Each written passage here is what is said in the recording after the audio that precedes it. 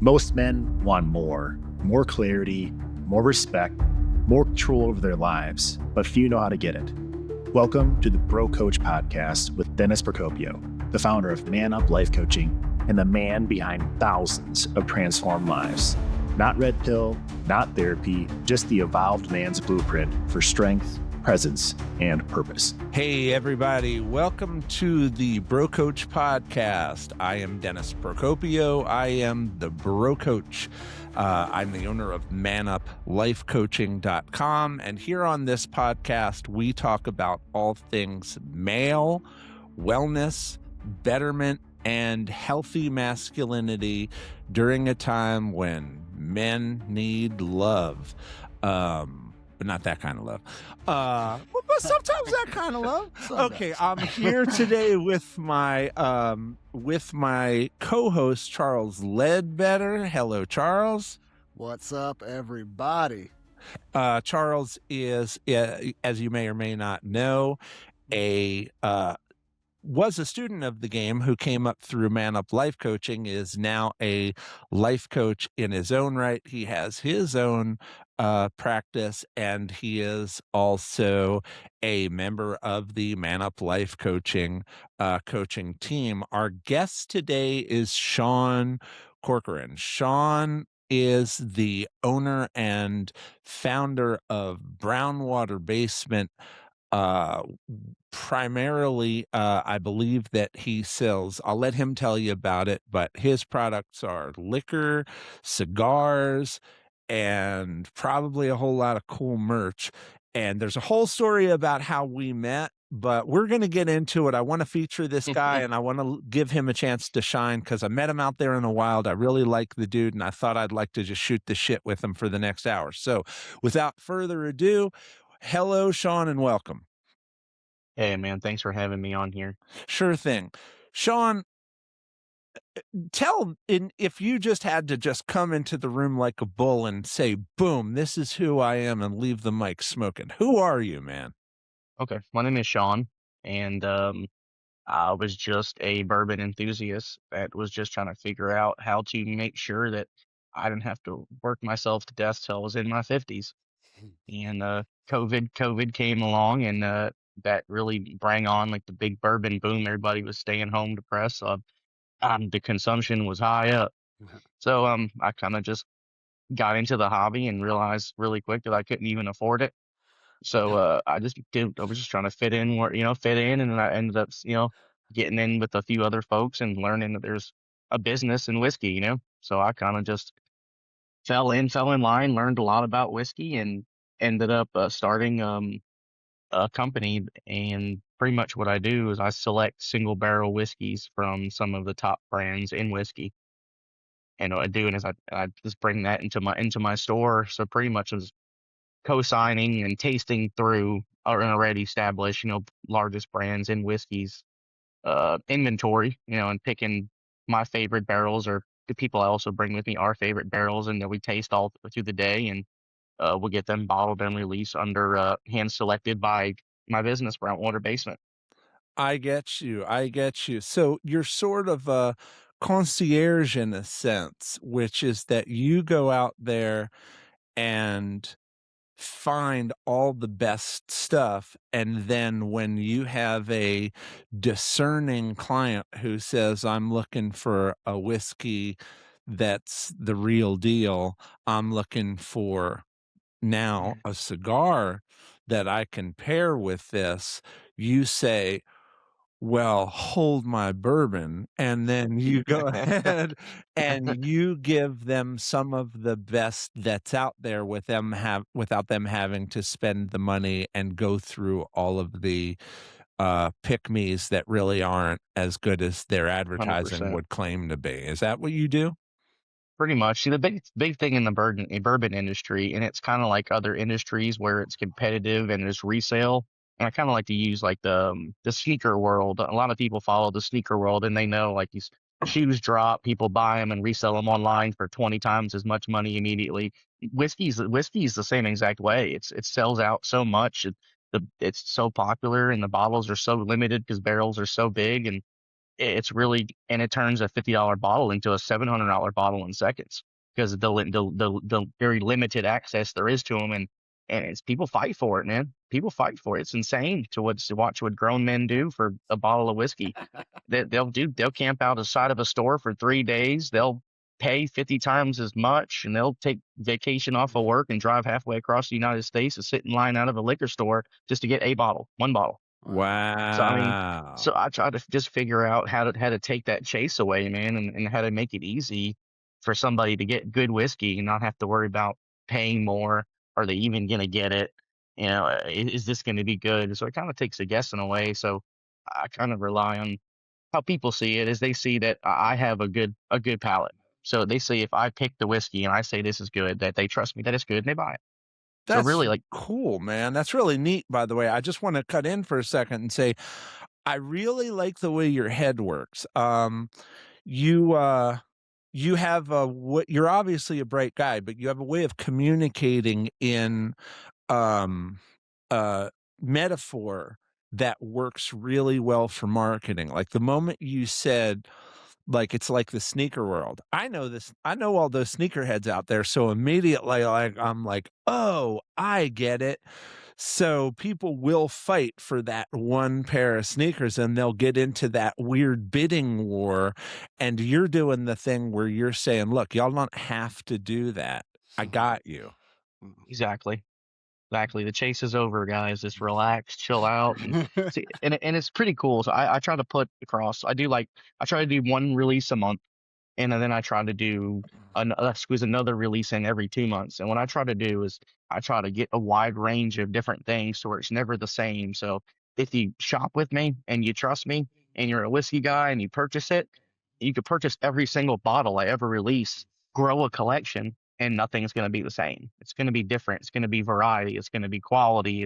And it's pretty cool operation. I have a lot of fun with it, and I think sometimes I go a little overboard and think too hard, but I guess that's what sets me different from every other person that does what I do. And You're in a room with two coaches and you just said thinks too hard. So right away, Charles and I Yeah. are going. I was trying to contain my laughter. I was like, yeah, it's fine. Yeah, welcome to our world. Everybody who's listening to this thinks too hard. That's why they're spending, $12,000 to $30,000 a year to work with one of us. Do me a favor, put your light on so we can see your face.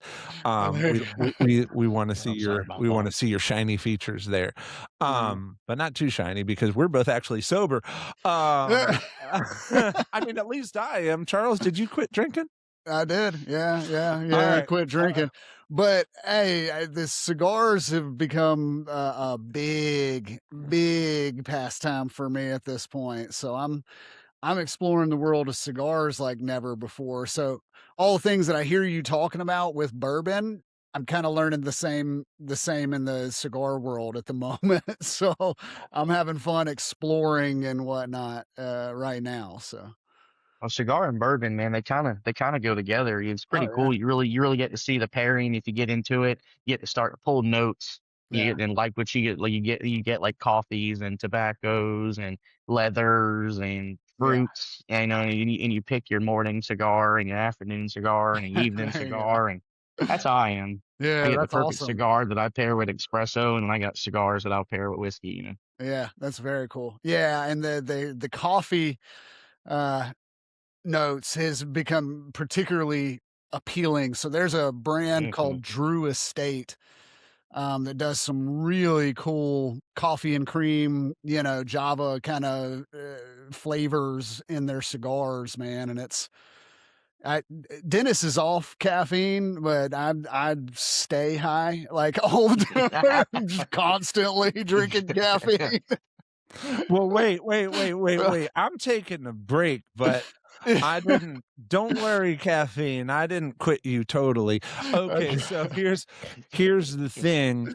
I am a cigar smoker. I would say at this point it's fair to call myself sort of I'm somewhere between casual and aficionado. I'm not that guy. I'm not gonna out cigar the guy who makes cigars his personality.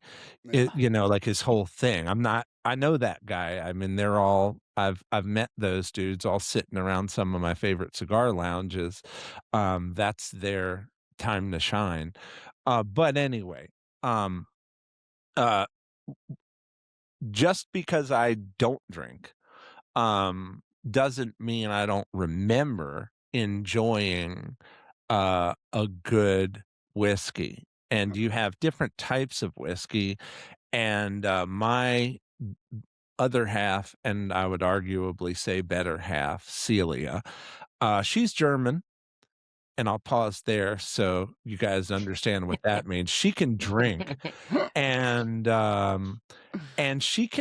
she's like one of my favorite like people to hang out with when she drinks. So I like actually encourage her to drink because she's a lawyer, and she carries a lot of stress with her. And then once she lets her hair down and has a good stiff drink or two, she becomes somebody who's fun to go on a date with, shoot the shit with. It kind of levels her out. So I've seen her, not that I promote alcohol as self-medication per se, but I have seen that Celia, like the way most moms go on about, oh, a wine. I just need a glass of wine. I need a Celia, between red wine and a good liquor, any liquor, she's better for it. So one of the things that I do as a guy who's arguably successful, and has enough money to pay for life's finer things, I like to keep her regularly stocked with good stuff that makes for good. I, if whether it's Valentine's Day, Mother's Day, her birthday, Christmas, I can have one of my anchor gifts be a really impressive bottle of liquor, which is why I met Sean, and Sean and I met in a Facebook group. Sean and I, so here's the story. I have a 2000 Sahara TJ, which for people who don't off-road, that is a 2000 Jeep Wrangler. And when I use the term rig, that means that it's specifically built out for off-roading. I live in the desert, the high desert in Southern California near Joshua Tree.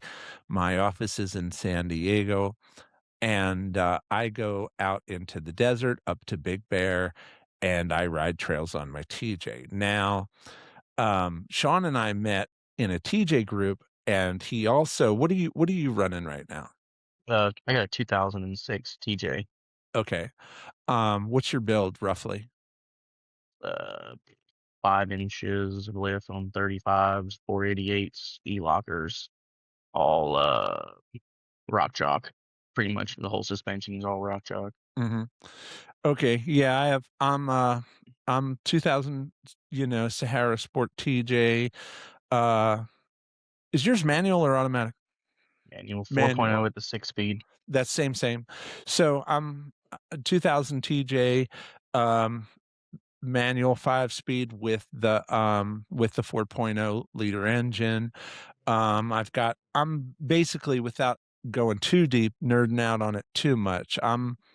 I got the sliders, I've got lockers, I've got skid plates, I've got a 4-inch lift, and I can do most trails, technical trails. So I'm in a group called Everyday Off-Road TJ on Facebook. So Sean makes a post that says, what did your post say, Sean? Gosh, I don't remember. It said something like, he was asking about how to store his rescue gear. Oh, yeah. He said, hey, can anybody give me some ideas for how to store your rescue gear other than just a duffel bag? And I said, well, I'm the duffel bag guy, so I'm not going to be a lot of help. I have it bungeed in the back so I can make room for some of my other stuff, like the humidor. I have the portable humidor I have sitting behind the passenger seat. And dude said, actually, I also have a portable humidor. And he really just like, without like making a big deal out of it, he said, yeah, haha, just kind of funny. I happen to have started my own cigar company, and whoop, my ears went up and I said, "Hey, buddy, want to slide into DMs and talk to a bro about that new cigar company of yours?" And before you know it, I find out he's got a business called Brown Water Basement. And I'm like, that's good marketing. Like, that's a really good business name, Brown Water Marketing. Like, I'm sorry, Brown Water Basement. That's real good. And I found, because it's a guy, podcast, I'll just say, what happens when men meet each other? We're automatically like, from the handshake, it's like, I'm sussing you out, So I'm like, how quick does this guy jump into DMs? How quick does he respond when I text? Does he know the difference between your, and your? Not that I'm going to hate him for it, but it's going to make a difference if we're going to do business. You know what I mean? Like I don't care if he's chewing on, if he's a hayseed chewing on like a long blade of grass and, kind of going, well, ba-derba. But if I'm sending this guy money, 3,000 miles away, I kind of want to know who I'm dealing with. So I found Sean to be somebody who was well-spoken, acted like, your classic Southern gentleman in the way he came across, but sneaky smart, humble, modest, conscientious. Everything. I got good vibes off of the dude. He sent me links to his stuff and I was like, the marketing is top notch. The pictures are professional. I'm seeing pictures of him and a team out in front of some big casks that make me want to put a fork in freaking 18 years of sobriety and crack open the bottom of Heavenly Hill or whatever he's talking about. And I said, "Hey, man, talk to me about your cigars." And he said, "Well, what do you smoke?" And I told him I'm a dark cigar kind of guy. I like, Robusto, Maduro. And he's like, I've got something for you. And I said, all right, cool. Let me get 6 of them. And he's like, well, okay. And he said, normally I would throw in a sample, but I know you said you're sober. I said, well, my wife isn't. She's German. That's kind of, I'm going to keep saying that throughout the session. It gets funnier, trust me. And, or the episode rather. And so I went ahead and I bought her a nice bottle of bourbon that came on her birthday, literally showed up on April 17th, just magic. Can't beat that. You can't beat that. And I was like, all right, me and this guy are in synchronicity. So the more I started doing business with him, the more I thought, I met dude in a Jeep forum on Facebook. He's got a cool company. I like his vibe. I'm going to put this dude on my podcast. So that's why you're here today. I will say, I'm a little, I'm trying to use the word for it. I wouldn't say scared, but I'm a little worried because last time I was on a podcast, it never aired because of my language, apparently. Oh no! Well, fuck that shit. We are a man cave. That's And we don't give a flying fuck about all the dumb That's what shit. I'm talking So about. don't be scared. This There is we a go. man cave. Now we're not all the way over there, like I told you, with the fellas on the hard right. But we're somewhere probably a little bit right of center in some areas and left of center in other areas. If you're a staunch liberal as a dude, if you're as freaking gay as gay gets, you're welcome here, dude. Like, I know you know how to smoke a cigar. Zing! And I know y'all motherfuckers drink because I've seen pride parades, and I know you'll spend for the good stuff. So we are gay friendly. If you're a Bible thumper, let me tell you how I feel about that. God created these people, let God judge. I am an equal opportunity lover. I love everybody. I'm also an equal opportunity hater. So if I'm going to give somebody shit, I'm going to give everybody shit. If you're over on the right carrying tiki torches and shit, hey, bro, look, I'll go fishing with you. You know what I mean? I'll go hunting with you. You know what I mean? We might not see eye to eye on your plan to turn, the country into, a white fascist nation. But I mean, I'll try anything once. Here we go. I can see my editors now going, shut up, shut up, shut up. But the reality is, if you're a dude, you belong here. I feel that no matter where you're coming from, if our intention is brotherly love, which is what this community is, we're not scared of bad language.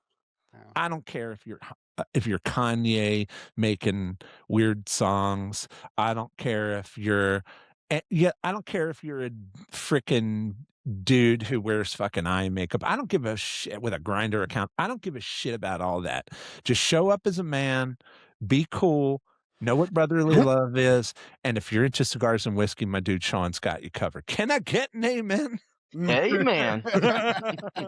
All right. Yeah. So how old are you, Sean? I'm 38. I'll be 39 this year. So it's my last year before 40. Yeah. Right So on, man. you're interesting in one way. You're creeping on that. You're kind of aging out of youth a little bit. You're hitting that age where quarterbacks start hanging it up. UFC fighters start Damn. hanging it up. But in another way, I'm 55 and I promise I'm still a problem. So you're at that age where in many ways you have a very youthful, sort of fun, young, almost like college vibe about you. Yeah, I thought you were going to put me out in the pasture for a second. No. But also at this age, there's a certain amount of seriousness that you have to have toward kind of thinking about being in the, in the kind of third quarter, of the game. That's kind of what this 40 to sort of 60 is. 100%. Yeah. So I found 40 to be a rebirth. Charles, how old are you again? About to turn 42. Okay. I would guess that the guys in both our coaching demographic, people who would be interested in coaching, and guys who would be interested in this product. Sean, do you have an avatar? Like who's your primary client? It's I'm gonna guess probably I'm gonna say probably 30s above, no, mid high 30s and older. And older. Males. Yeah. Career professional career males, definitely. I've noticed like from the beginning when I started getting into this, like my friends were normal guys. My friends are, people who blue collar, work landscaping and come home and work on their stuff and drink on the weekends and go back to work again. But now it's just my friends are different, man. They're professionals, they're scientists, they're engineers, they're lawyers, they're doctors, and it's definitely got a lot different. Right. And that's not to say, go ahead, Charles.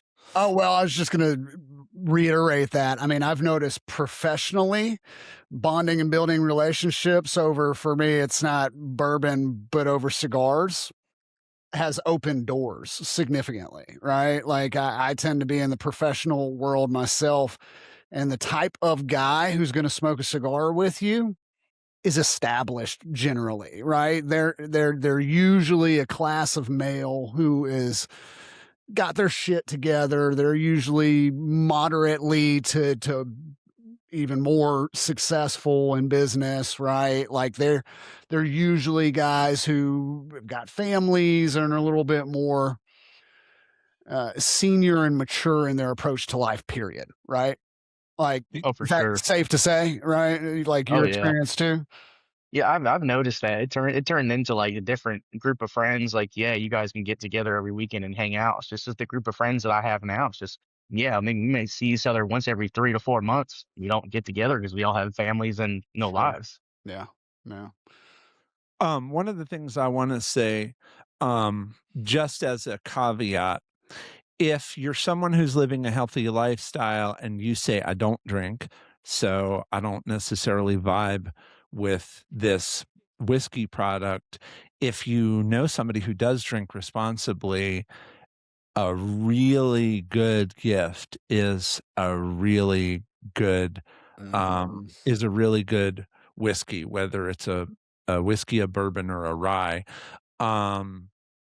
So I think I'm pointing to Brownwater Basement as someone who is sort of the Yelp for me now of, or I should go a little higher than that and say sort of a Michelin star raider of good whiskeys. And as far as the cigar piece goes, you might be going, oh, good job, Dennis, promoting big tobacco.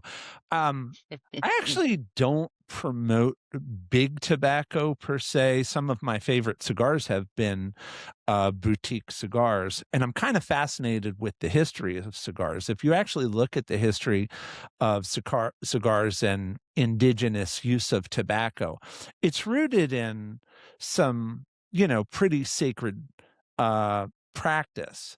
When I say sacred, I just mean there's intention. It's kind of smoke the peace pipe vibes. And that's kind of the spirit of smoking a cigar that I come with. I'm not a big, meaning frequent cigar smoker. I'm probably a weekend cigar smoker versus a guy who has one a day. But my doctor, shout out to Dr. Scott Keffer at the Shala in West Virginia. That's my client and my dude, who's a DO who I believe in very highly. I'm going to get some labs done since I'm 55. He said, do you have any tobacco usage? I said, I smoke a cigar every once in a while. He said, if you're smoking a cigar a day, that's not even on the radar. It doesn't even matter. Like, it really doesn't even matter. The science demonstrates it's not hurting you any. Because you don't inhale. So anyway, I just wanted to say that if you're somebody who's super, super, super healthy and super like anti big tobacco, this isn't that, and B, a friend of yours who appreciates cigars will definitely like a nice cigar, and you can sleep at night knowing it's not like you're selling them heroin, dude. You're selling them something that's a little indulgent in the way that like fucking whipped cream is a little indulgent, Yeah. Right? 100%. I mean, is that fair? Like, I try to eat a Absolutely. keto diet, but I'll fuck with carbs now and then because I'm trying, because I'm trying to live out here, man. I have a question for you. What's the difference between whiskey, bourbon, and rye? Okay, well, whiskey is an open door. I mean, you can anything could be whiskey, but not everything could be bourbon. Whiskey can be, Scotch whiskey, rye whiskey, bourbon whiskey, American whiskey, single malt whiskey.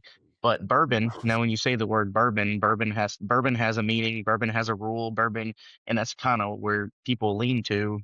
And the history of when the prohibition came about and when it didn't, all these acts and stuff that came about to make sure, because I guess when prohibition started, easy quick story, people were distilling anything.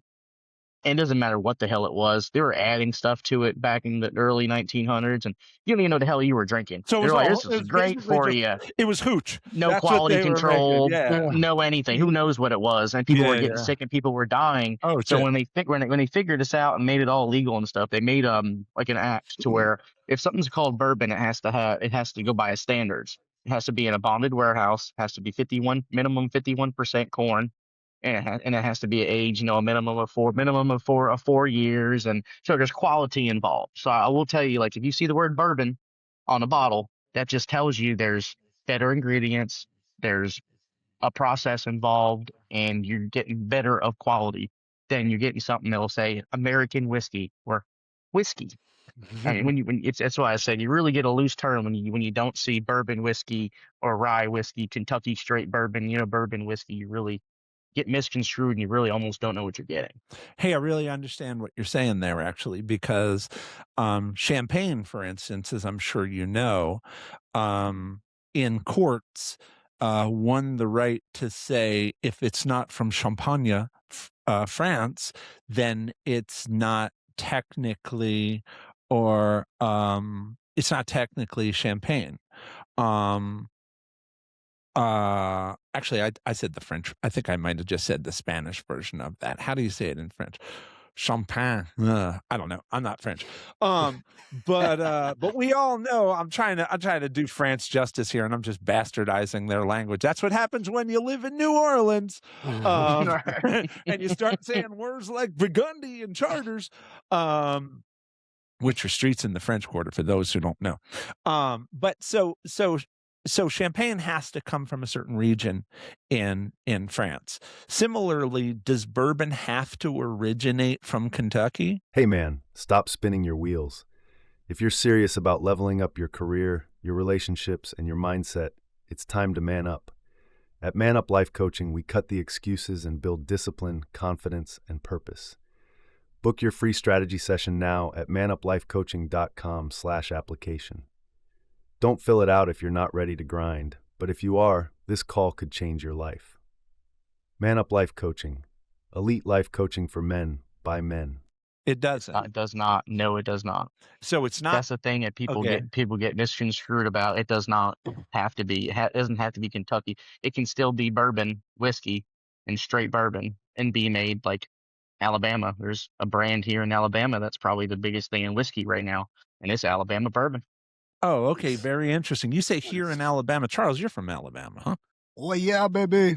Yeah. Charles is from, like, last time we talked, you're from around Mobile, right? Originally, yeah. Now I'm up in Birmingham, so I'm a Yankee now. And so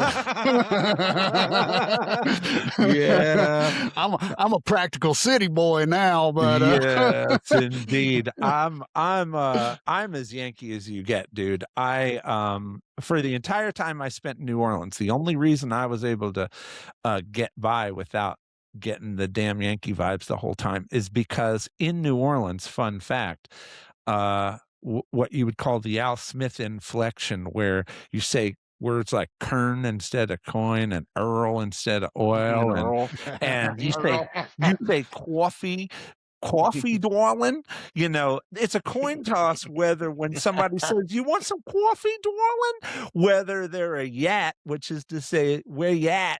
from outside of the city, Chalmette. Which are called Chalmatians for those who know that you know. And if you're from Brooklyn, the reason for that, interestingly, here, let me let my nerd flag fly for a second, is because both of the areas are, New York and New Orleans are port cities. So we got the same influx of immigrants. That would be Italians, Irish, Jews, whoever, and they all affected the language. So that's where that language came from. So if you're from Brooklyn and you go to New Orleans, weirdly, you'll fit in more than like somebody with a California accent. It's just a thing. Right. So I mention that because as you start getting up further into Alabama, it starts sounding a little bit twangier and more sort of Georgian, right? Everybody thinks there's a Southern accent, but they're different Southern accents. It's just like there's different barbecue. So I think it's the mountains for sure. It's the mountains. So where are you as far as the mountains go? I'm in Huntsville. I'm at the beginning. I'm at the gateway to the Smokies, as they call it. I'm in the mountains compared to in Birmingham. It's a lot flatter. And once you get up to me, I'm only an hour away from him. But when you get to me, you start in the mountains and it goes up. I'm 25 minutes from the Tennessee line and 35 minutes from the Georgia line. What's the elevation difference that you can do in your TJ? Like from what to what? Like what's the baseline and what's the highest height? I mean, I've never had no issues. I've been on the highest, the peaks and stuff like that here in Georgia and the Smokies and stuff like that. Which is what? Gosh, I don't even know. I'll be honest with you. I don't even want to lie to you. But Rock City or something like that. Rock City in Tennessee, where you can go to the mountain peak and you can see, was it 7 states? You can see 7 states at the same time. Oh, okay. So you're up there. I'm in the high desert. So, when I was living in New Orleans, I was 5 feet below sea level. That's why we don't like hurricanes, because we fill up like a cereal bowl. then we have to blow the levees and pretend we didn't do that. Sidebar. I'm not going to get into my conspiracy theory shit right now, but next episode, save it. every conspiracy we theory need to have that episode. Yeah. We need to. I'm going to let the dogs out at some point, and I'm going to start pointing my finger. Let's see, pointing east. Okay. Anyway. Geography. Dennis? But the touchback on a previous thing you were saying, like about the people that port cities and stuff like that, it's pretty funny. I'm actually from New York City. I was actually born in New York City. Both of my parents are actually immigrants that came from Ellis Island and came into Ellis Island in the early 50s and 40s. So both of my parents are immigrants. They met in high school or whatnot in New York City, and that's where I grew up. But my parents divorced, and my mom moved south. But kind of first generation, born in the United States and my family. So I'm gonna get out my coach scalpel on this one. I want to hear more. So it's pretty cool. What are the ethnicities of your mom and dad? My mom is from Palermo, Sicily. Okay. So she's Sicilian, and my dad's family are from Cork, Ireland. Okay. Which is where exactly? God, I think it's Northern Ireland. Okay, that's what mistaken. Yeah, that's I may be wrong, but I'm pretty sure it's Northern Ireland. Is that up there where they wear ski masks? Sorry, I have some Irish clients, so I joke. Yeah, there's some good opportunity in there, but again, once again, we're gonna move back to the plot. So, I was born in Philadelphia. My mother is ethnically Jewish, and I use the term ethnically Jewish because I'm not religiously Jewish. My mother actually raised me Catholic. My father is Southern Italian. Again, my father's generation was first generation. My grandparents are like off the boat. My grandmother is Southern Italian, so Calabria, which is the toe of the boot right there by Sicily. Same people. The boot's kicking. That's I wasn't going to say it, but there's so much drama between Sicilians and the Calabrese, who were famously, if you tell an Italian you're Calabrese, they'll knock their head. We're hard-headed. And I'll tell you a story about rolling my Jeep this Sunday in another context. I put it on its side. Why? Because I saw a trail and I said, the smart side of me said, yeah, you shouldn't do that. And then the Italian side said, fuck it, gabagool, here we go. And I put it on its side. And then I winched myself out of it. So it was kind of a successful failure. Anyway, my family's originally from the tri-state area, where you would say New York, New Jersey, Pennsylvania. Ethnically Jewish mother who became Catholic, very Roman Catholic father, mobbed up, like I'm really saying, like bada bing, those people. And so I was raised between Philly and New York. I graduated high school in Long Island. I went to college in Manhattan for art, of all things. So I can draw and paint and do all that stuff, which was really useful when I was dating, because I could just say, hey, I draw pretty pictures. Would you like to model for me? And girls would say, sure. Nude, that's if you want. And there we are. So don't sleep on artists. The art guy's gonna creep on you like the yoga guy's gonna creep on you. While you're all freaking injected freaking gear and freaking admiring each other's freaking abs and pecs. The art guy and the yoga guy. Talk about pressure points. I'll tell you what. So it's really interesting. America has these old school sort of, prejudices against North and South and East and West. And we're at a time right now where I think we need to get over all of that. And I'm very much an America first person. And I think if you're a man in America, I think you need to join the Brotherhood, and you need to say, I don't care if you're from New York City or if you're from Mobile, Alabama. I don't care where you're from. If you're a dude, you're a dude. We love you here. And we want you all successful. We want you making money. You are in a land where you are free to practice whatever religion you want, as long as you're not fucking and eating babies.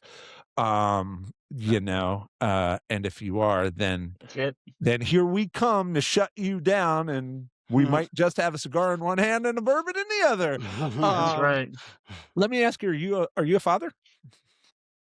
Me? Yeah. Yes. Yeah. I have a 6-year-old. Oh, cool. What's his name? Maverick.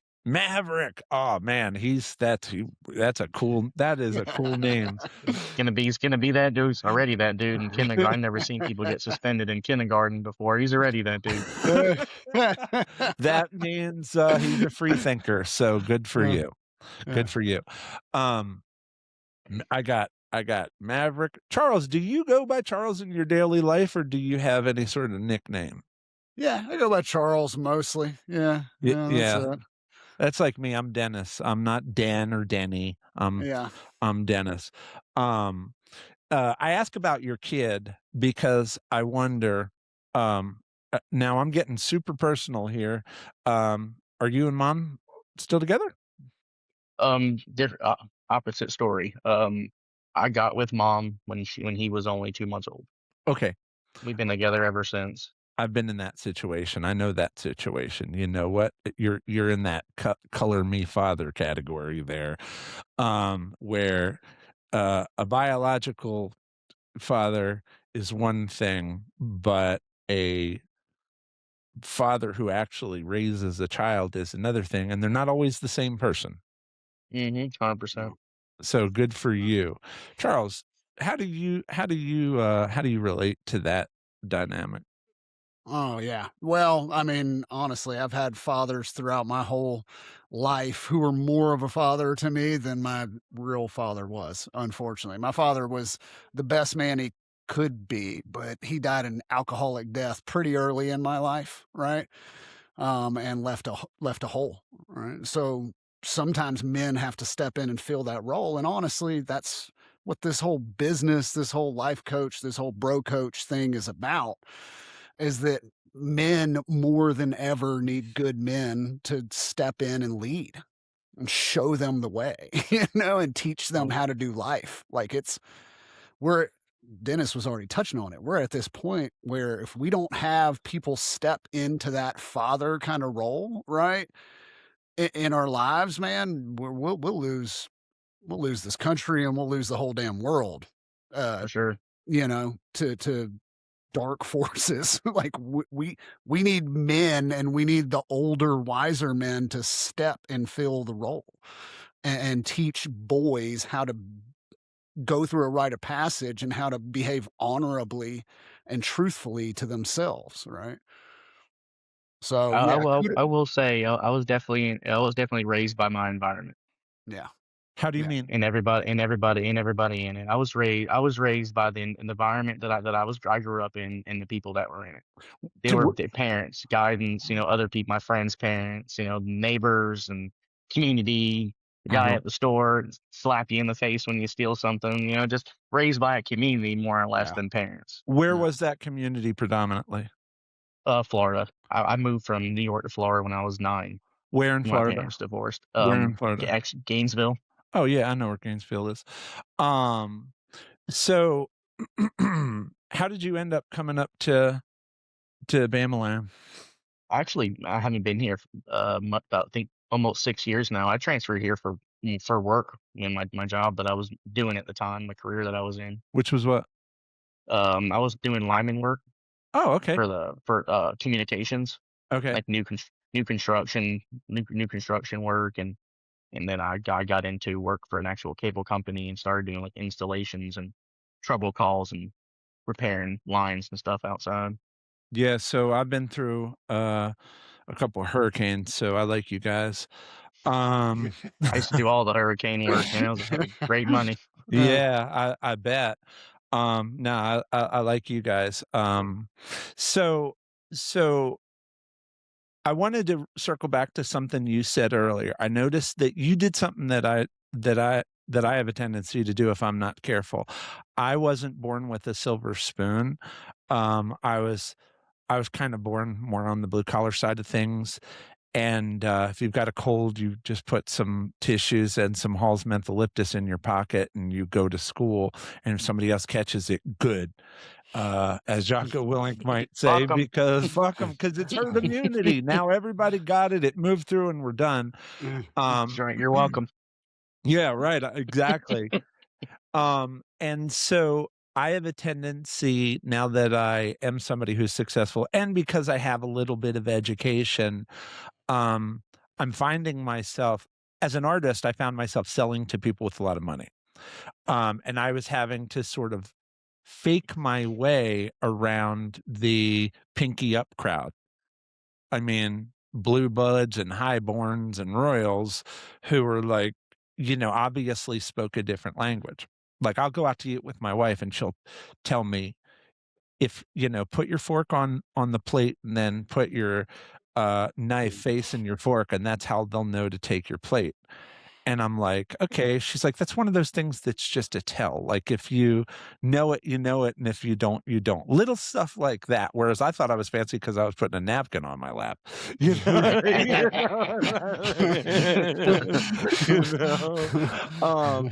So as I move up into the higher echelons of, class, which has nothing to say that, there's, people are more valuable, like the whole Epstein thing is a demonstration that money and class are not necessarily equivalent. But I noticed you said, you kind of tipped your cards a little and said, like, I come from humble beginnings, but now all of my friends are doctors and lawyers or not friends, but the people that I do work with are professionals. And I just wanted to say, if you're a blue collar guy who heard that, that doesn't mean that he's abandoning you and saying, yeah, fuck you guys, I'm hanging out with these dudes now. I know guys who are making a ton of money in labor and trade, even more so now that AI is coming for tech jobs.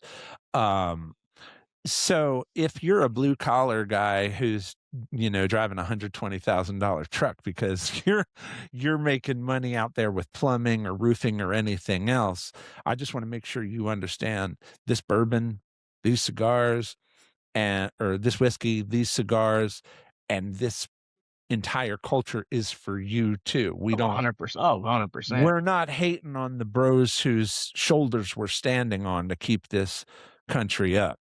Oh, without a doubt. Right? Yep. Yeah, that's huge. I mean, Charles, you're really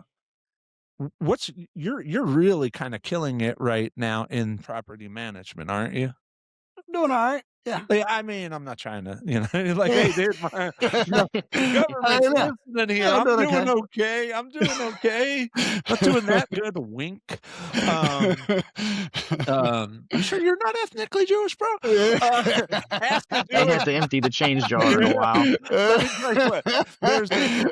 There's a Jewish joke that Seinfeld once told, and Norm Macdonald, the comedian, was like, I don't get it. And Jerry Seinfeld's like, well, of course you don't get it. You're not Jewish. And the joke was a Jewish guy asks a friend, hey, how's business? And the other guy says, good. Yeah. And the reason that's a joke is because if you're Jewish, that's like asking a woman, hey, how's your day? Oh, fine. The whole game is you go, oh, business is terrible. And but anyway, so Charles is doing all right. How do blue collar guys hold your business together? Oh, I mean, so my best friend, who's also one of the investors, in my business originally, is an electrician.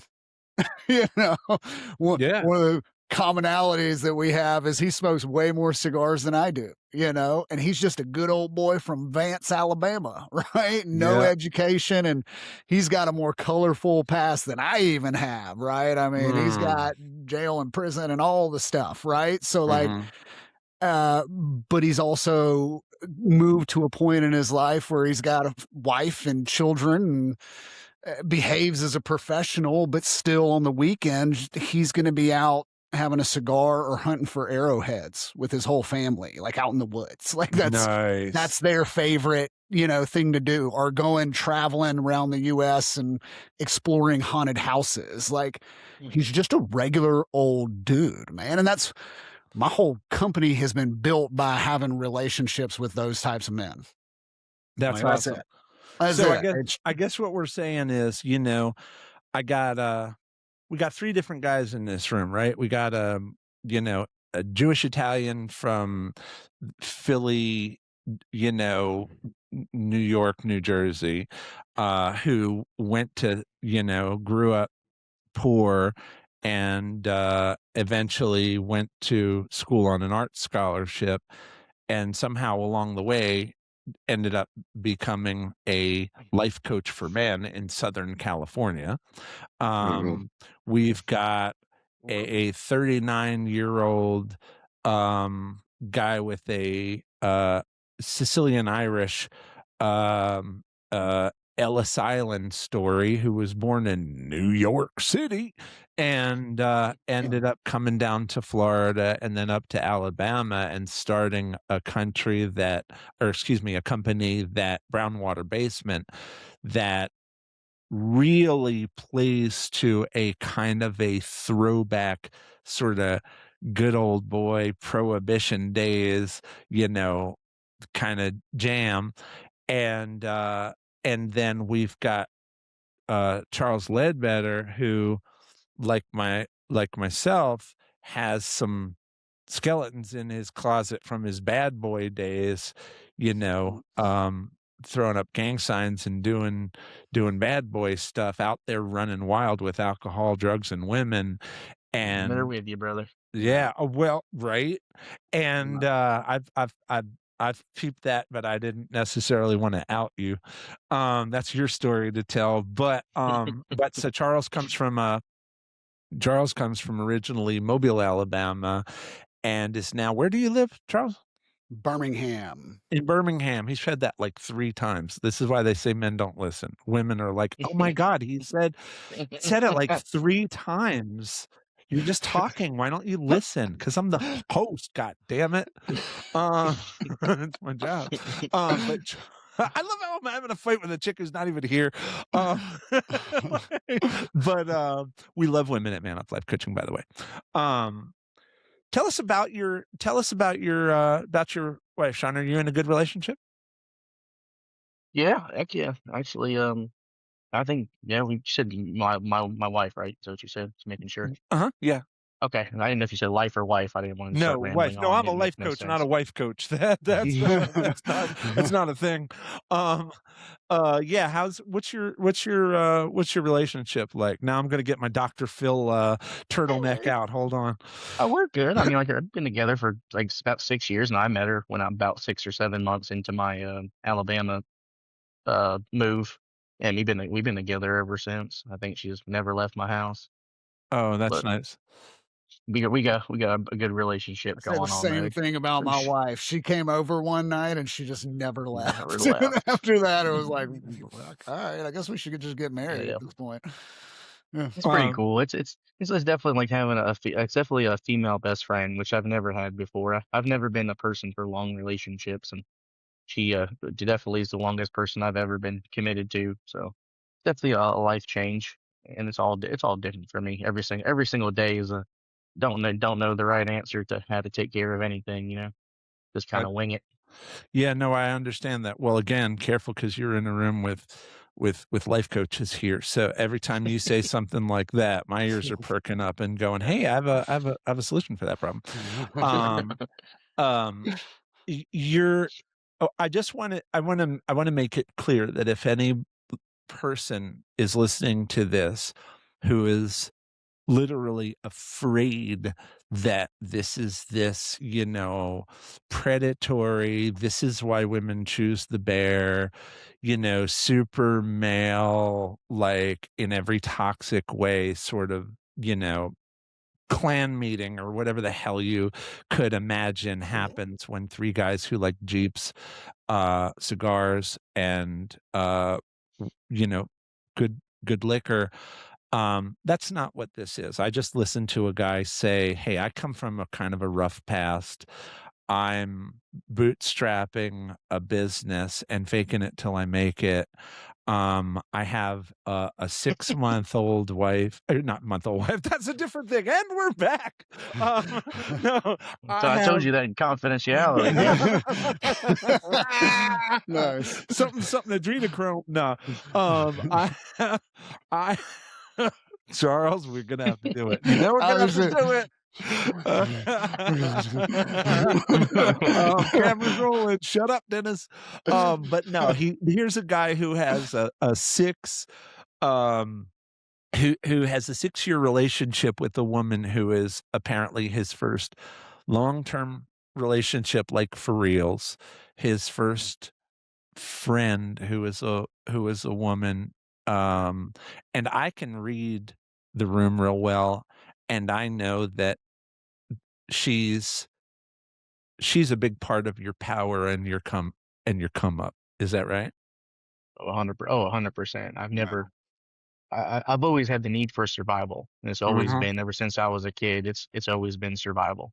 But it's different when it takes past survival, and it's to a point where we gotta care for people and make sure they never hurt for anything. Yeah. So it's different. It's definitely different putting other people for. I was raised putting myself first for survival. I was never had the family mentality. So it's kind of like, it's a different story now, as I don't have to put myself first. I kind of put everybody else first and kind of just throw myself to the back. That's Kind of the awesome. opposite. That's awesome.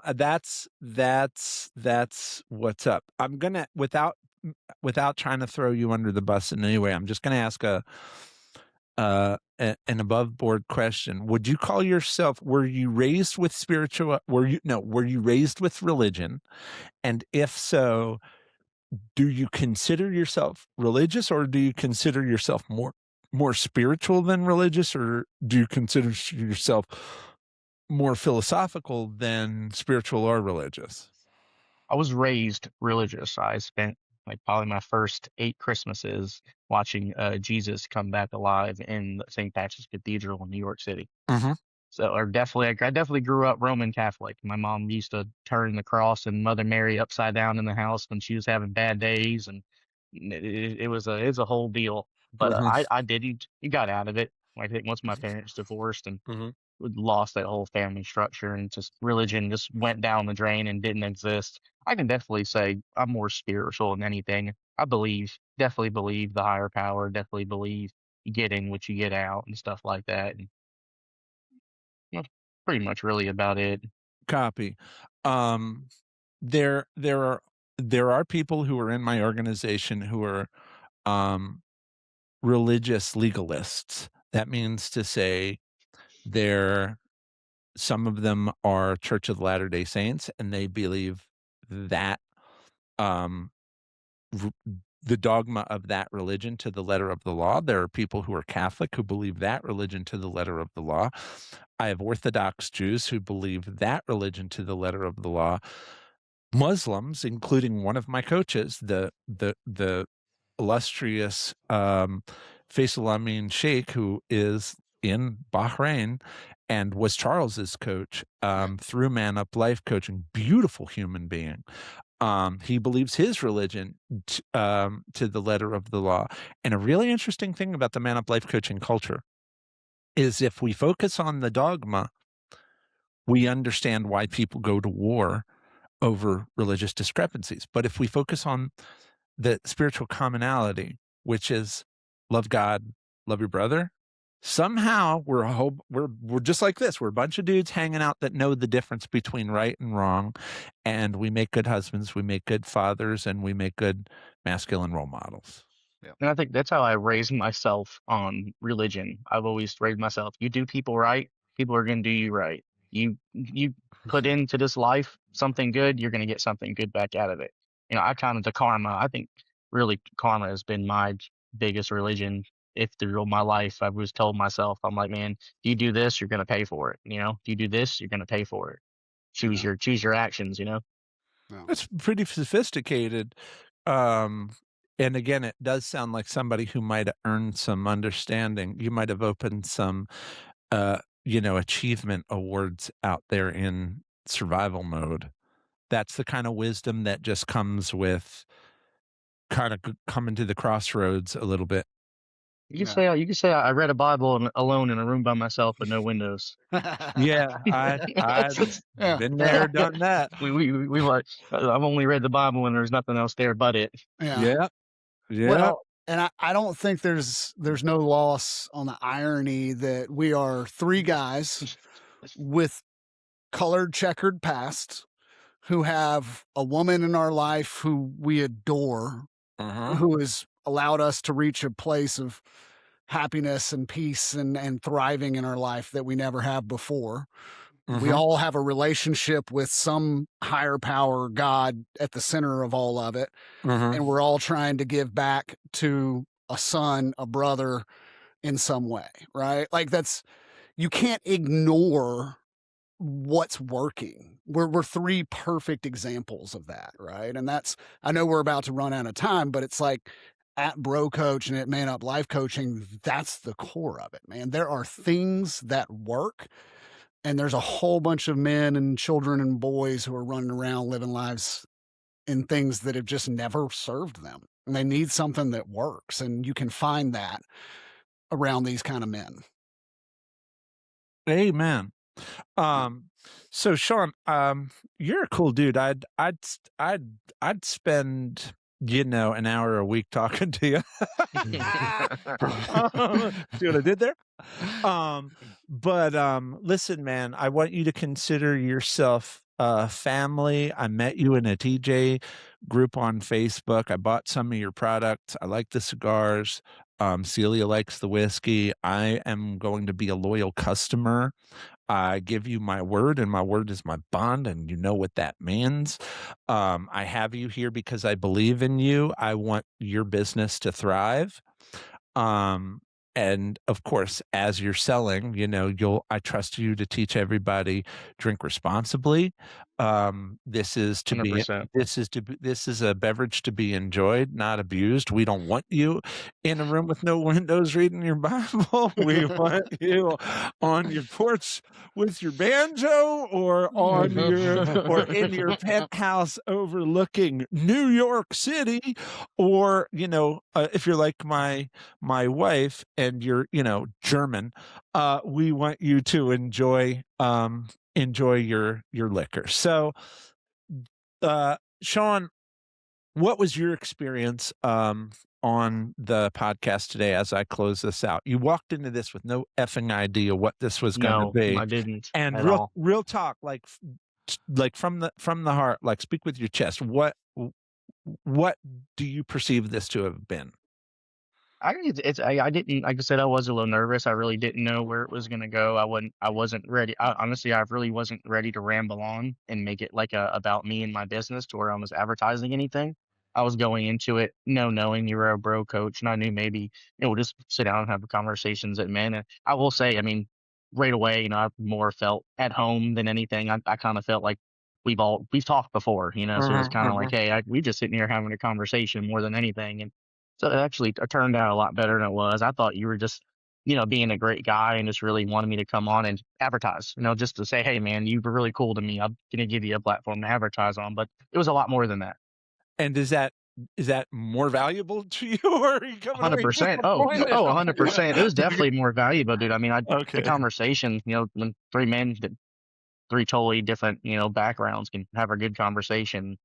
It definitely, it was awesome. I mean, wish people can do this more, All right. Is there anything in this content that's going to make you afraid to share this? No. Good. No. Okay, then in that case, what we're going to do, I'm going to play us off stage. as I mentioned at the top of the hour here, I'm Dennis Procopio. This is the Bro Coach podcast. I'm the owner of Man Up Life Coaching, and here we do all things male and all things wellness and betterment for men who are success driven and who are looking to be the best husbands, fathers, male mentors, role models, and just dudes that they can be. This season 2, episode 3, co-hosted by fellow coach Charles Ledbetter, has featured Sean Corcoran, who is the owner and founder of Brown Water Basement, which features fine, top grade, top quality, cream of the crop whiskeys and now cigars. I am giving him my highest approval rating, not just because he has good products, but because he's a good dude and I want him to make all the money. So if you've got all the money, spend it in his direction. Real shit. No bullshit. Hell yeah. Like, hit this guy up. Sean, I want you to send me a package that has as many different ways as we can get in touch with you as possible so that anybody listening to this can jump on and buy themselves whatever they want off of your website. In closing, tell us everything we need to know about your business. This is your elevator pitch. Ready, go. Well, I now have a website and will be shipped to pretty sure 47 states in the United States, which is brownwaterbasement.com. We keep core products in stock of good whiskey that you can purchase at any point in time. And then we also have our single barrel vault, which is where you would get, our fine whiskeys and stuff like that. The rare releases, we're on the TikToks, the Instagrams, the Facebooks, and LinkedIn, and everywhere else. I would just recommend people, if you want to give us a try right away, go to the website and subscribe for email updates, and you'll see every single thing we release, and just hop in where you fit in. Okay, Brown Water Basement. You heard it from the man himself, Sean Corcoran. And I know my guys, I'm telling you, he's one to watch. So get in before you're priced out, or if you're one of these multi-bajillionaires, I guess take your time. But this is the dude. This is the bro. This is where to go for cigars and good liquors. Gentlemen, thank you so much for being a part of the show. I'm going to ask you to stick around afterwards so that we can just close out. But as far as this goes, season 2, episode 3, this is a wrap. Gentlemen, like, follow, subscribe, and join us for the next one. And we are out.